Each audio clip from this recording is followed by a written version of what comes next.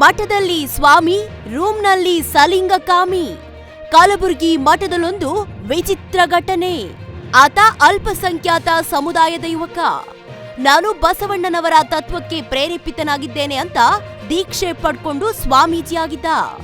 ಆದ್ರೆ ಕಾವಿ ತೊಟ್ಟವ ರಾತ್ರಿ ಆಗ್ತಿದ್ದಂತೆ ಮಾಡಬಾರದನ್ನ ಮಾಡಿದ್ದಾನೆ. ತನ್ನ ಸಲಿಂಗ ಕಾಮದಾಟ ಬಯಲಾಗ್ತಿದ್ದಂತೆ ಮಠ ಬಿಟ್ಟು ಪರಾರಿಯಾಗಿದ್ದಾನೆ. ಹಣೆ ತುಂಬಾ ವಿಭೂತಿ, ಮೈ ತುಂಬಾ ಜಗಮಗ ಅನ್ನೋ ರುದ್ರಾಕ್ಷಿ, ಕಾವಿ ಡ್ರೆಸ್ ಹಾಕಿ ಕಣ್ಮುಚ್ಕೊಂಡು ಧ್ಯಾನ ಮಾಡ್ತಿದ್ರೆ ಅದ್ಯಾವ ದೇವ್ರು ಧರೆಗೆ ಇಳಿದ್ನಪ್ಪ ಅನ್ಬೇಕು. ನೋಡಿದವರು ಜಗದ್ಗುರುಗಳು ಬಂದ್ರು ಅಂತ ಕಾಲಿಗೆ ಬಿದ್ದು ಎದ್ದೇಳ್ಬೇಕು. ಆ ಲೆವೆಲ್ಗೆ ಆಕ್ಟಿಂಗ್ ಮಾಡ್ತಿದ್ದ.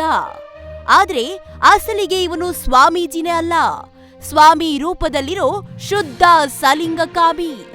ಈತನ ಕೋಲಣ್ಣ ಕೋಲೆ ಲೀಲೆ ನೋಡಿದ್ರೆ ನೀವೇ ಒಂದ್ ಕ್ಷಣ ಕಕ್ಕಾಬಿಕ್ಕಿ ಆಗ್ಬಿಡ್ತೀರಾ. ಶಿವ, ಈ ಕಣ್ಣಲ್ಲಿ ಇನ್ನು ಅದೇನೇನ್ ನೋಡ್ಬೇಕು. ಈ ಸ್ವಾಮಿಗೆ ಅದ್ಯಾವ್ ಕೇಡ್ಗಾಲ ಬಂದಿತ್ತೋ ಗೊತ್ತಿಲ್ಲ.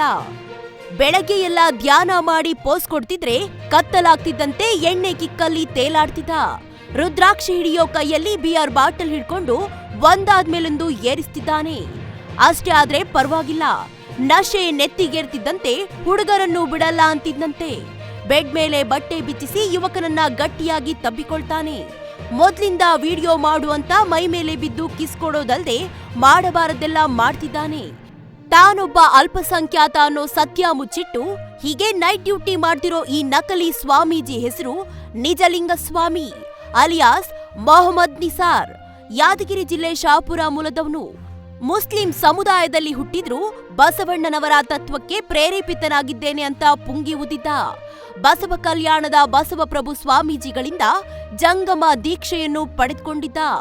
ತಾನೊಬ್ಬ ಮುಸ್ಲಿಂ ಅನ್ನೋ ಸತ್ಯ ಮುಚ್ಚಿಟ್ಟು ಚಾಮರಾಜನಗರದ ಗುಂಡ್ಲುಪೇಟೆ ತಾಲೂಕಿನ ಚೌಡಹಳ್ಳಿ ಗುರುಮಲ್ಲೇಶ್ವರ ಶಾಖಾ ಮಠದ ಮಠಾಧೀಶರಾಗಿ ಪಟ್ಟ ಅಲಂಕರಿಸಿದ್ದ. ಪೀಠಕ್ಕೇರಿದ ಕೆಲವೇ ದಿನಗಳಲ್ಲಿ ನಿಜಲಿಂಗ ಸ್ವಾಮಿ ಅಸಲಿ ಬಣ್ಣ ಬಯಲಾಗಿದೆ. ವಿಡಿಯೋ ಸಮೇತ ಹೊರಬಿದ್ದ ಸ್ವಾಮೀಜಿ ಕಾಮಪುರಾಣಕ್ಕೆ ಭಕ್ತಾದಿಗಳು ಅಕ್ಷರಶಃ ಬೆಚ್ಚಿಬಿದ್ದಿದ್ದಾರೆ. ಇತ್ತೀಚೆಗೆ ಮಠಕ್ಕೆ ಬಂದ ಭಕ್ತರೊಬ್ಬರು ಕಾಲ್ ಮಾಡುವುದಕ್ಕೆ ಮೊಬೈಲ್ ಪಡೆದಿದ್ದಾರೆ. ಈ ವೇಳೆ ಮೊಬೈಲ್ನಲ್ಲಿ ನಿಜಲಿಂಗ ಸ್ವಾಮಿ ನಿಜರೂಪ ಬಯಲಾಗಿದೆ. ಸಲಿಂಗ ಕಾಮಲೀಲೆಯ ವಿಡಿಯೋ ನೋಡಿದ ಗ್ರಾಮಸ್ಥರು ಕೆಂಡ ಮಂಡಲರಾಗಿದ್ರು. ಭಕ್ತರು ಸಿಡಿದೇಳ್ತಿದ್ದಂತೆ ಪೀಠ ತ್ಯಾಗ ಮಾಡುವುದಾಗಿ ಹೇಳಿ ಸದ್ದಿಲ್ಲದೆ ಜಾಗ ಖಾಲಿ ಮಾಡಿದ್ದಾನೆ. ಆದ್ರೆ ಭಕ್ತರ ಆಕ್ರೋಶ ಮಾತ್ರ ತಣ್ಣಗಾಗಿಲ್ಲ. ವೀರಶೈವ ಲಿಂಗಾಯತ ಧರ್ಮಕ್ಕೆ ದ್ರೋಹ ಮಾಡಿದವನಿಗೆ ತಕ್ಕ ಶಿಕ್ಷೆ ಆಗ್ಬೇಕು ಅಂತ ಪಟ್ಟು ಹಿಡಿದಿದ್ದಾರೆ. ಅಲ್ಲದೆ ಗ್ರಾಮದ ಯುವಕರಿಗೆ ಆಗಾಗ ಮದ್ಯ ಸೇವಿಸಿ ಮಾಂಸ ತಿನ್ಬೇಕು, ಹುಡುಗಿಯರನ್ನ ಹೇಗೆ ಪಟಾಯಿಸ್ಬೇಕು, ಯಾವ ಅಂಗಾಂಗ ಟಚ್ ಮಾಡಿದ್ರೆ ಬಲೆಗೆ ಬೀಳ್ತಾರೆ ಅಂತ ಹೇಳಿಕೊಡ್ತಿದ್ದಂತೆ. ಕೆಲ ದಿನಗಳ ಹಿಂದೆ ಮುಸ್ಲಿಮರು ಧರಿಸೋ ಟೋಪಿಯನ್ನ ಆನ್ಲೈನ್ನಲ್ಲಿ ಆರ್ಡರ್ ಮಾಡಿ ತರಿಸಿಕೊಂಡಿದ್ದ ಎನ್ನಲಾಗಿದೆ. ಅಲ್ಲದೆ ಎಸ್ಎಸ್ಎಲ್ಸಿ ಅಂಕಪಟ್ಟಿ ಹಾಗೂ ಆಧಾರ್ ಕಾರ್ಡ್ ಸೇರಿದಂತೆ ತನ್ನೆಲ್ಲ ದಾಖಲೆಗಳಲ್ಲಿ ನಿಸಾರ್ ಮೊಹಮ್ಮದ್ ಅಂತಾನೆ ಉಳಿಸಿಕೊಂಡಿದ್ದಂತೆ. ಅವನು ಸತ್ತಿದ್ದಾನೆಂದು ಜೀವನ ಮಾಡ್ತಿದ್ದೇವೆ. ಈ ಬಗ್ಗೆ ಕಲಬುರಗಿಯಲ್ಲಿ ಪ್ರತಿಕ್ರಿಯೆ ನೀಡಿರುವ ಮೊಹಮ್ಮದ್ ನಿಸಾರ್ ತಾಯಿ ರೆಹನಾ ಬೇಗಂ, ನನ್ನ ಮಗ 5ನೇ ಕ್ಲಾಸ್ನಿಂದ ಲಿಂಗ ಪೂಜೆ ಮಾಡಿ ಬಸವ ತತ್ವದ ಬಗ್ಗೆ ಇಷ್ಟಪಡ್ತಿದ್ದ. ನಾನು ಲಿಂಗವನ್ನ ಬಿಸಾಕಿ ಬಂದ್ರು ಕೇಳದೆ ಲಿಂಗ ಪೂಜೆ ಮಾಡ್ತೇನೆ ಅಂತ ಹಠ ಮಾಡ್ತಿದ್ದ. 7ನೇ ತರಗತಿ ಆದ್ಮೇಲೆ ಬಸವ ಕಲ್ಯಾಣಕ್ಕೆ ಹೋಗಿ ಅಲ್ಲೇ ಸ್ವಾಮೀಜಿ ಬಳಿ ಉಳಿದುಕೊಂಡಿದ್ದ. ಆಗ್ಲಿಂದ ನಮ್ಮ ಪಾಲಿಗೆ ಆತ ಸತ್ತಿದ್ದಾನೆಂದು ಜೀವನ ಮಾಡ್ತಿದ್ದೇವೆ ಅಂದಿದ್ದಾರೆ. ಬೀದರ್ನಲ್ಲಿ ಮಾತನಾಡಿರುವ ಬಸವ ಕಲ್ಯಾಣದ ಬಸವಪ್ರಭು ಸ್ವಾಮೀಜಿ ಅವರು, ಚಾಮರಾಜನಗರದ ಚೌಡಹಳ್ಳಿ ಗುರುಮಲ್ಲೇಶ್ವರ ಮಠದ ಸ್ವಾಮಿ ಮೊಹಮ್ಮದ್ ನಿಸಾರ್ಗೆ 2020ರಲ್ಲಿ ನಾನೇ ಜಂಗಮ ದೀಕ್ಷೆ ಕೊಟ್ಟಿದ್ದೆ.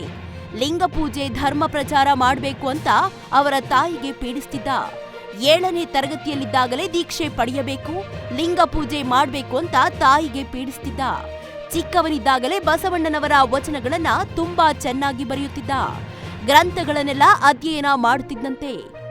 ಹೀಗಾಗಿ ಬೀದರ್ನ ಬಸವ ಕಲ್ಯಾಣದಲ್ಲಿ ಜಂಗಮ ದೀಕ್ಷೆ ನೀಡಿದೆ.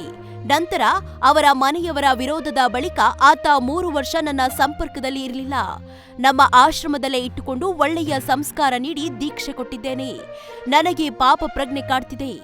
2 ತಿಂಗಳು ಬೇರೆ ಬೇರೆ ಮಠಗಳಲ್ಲಿ ಅಧ್ಯಯನ ಮಾಡಿದ.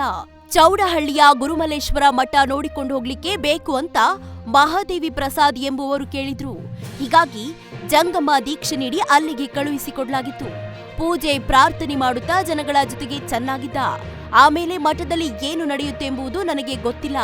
ಅದಕ್ಕೆ ಅವರೇ ಸ್ಪಷ್ಟನೆ ಕೊಡಬೇಕು. ಲಿಂಗಾಯತ ಧರ್ಮದಲ್ಲಿ ಮುಸ್ಲಿಮರಿಗೆ ದೀಕ್ಷೆ ಕೊಡಬಾರ್ದು ಅಂತೇನಿಲ್ಲ. ಮುಸ್ಲಿಂ, ಕ್ರಿಶ್ಚಿಯನ್ ಎಲ್ಲರಿಗೂ ಲಿಂಗ ದೀಕ್ಷೆ ಕೊಡ್ತೀವಿ. ಲಿಂಗ ದೀಕ್ಷೆ ಬಳಿಕ ಇದು ಮಾಡಿದ್ದು ಸತ್ಯವಾದಲ್ಲಿ ಇದು ಮಹಾಪರಾಧ. ಭಕ್ತರ ಭಾವನೆಗೆ ಧಕ್ಕೆ ತಂದಿದ್ದು, ಈ ಬಗ್ಗೆ ಅವರೇ ಸ್ಪಷ್ಟನೆ ನೀಡಬೇಕು ಎಂದು ಹೇಳಿದ್ದಾರೆ. ಒಟ್ಟಾರೆ ಭಕ್ತರ ಭಾವನೆಗಳ ಜೊತೆ ಆಟವಾಡಿ ಹೋದವನಿಗೆ ತಕ್ಕ ಶಿಕ್ಷೆ ಆಗ್ಬೇಕಿದೆ. ಇನ್ಮುಂದೆ ಕಾವಿ ಧರಿಸಿಕೊಂಡು ನೀಚ ಕೆಲಸ ಮಾಡದಂತೆ ಕ್ರಮ ಕೈಗೊಳ್ಳಬೇಕಿದೆ.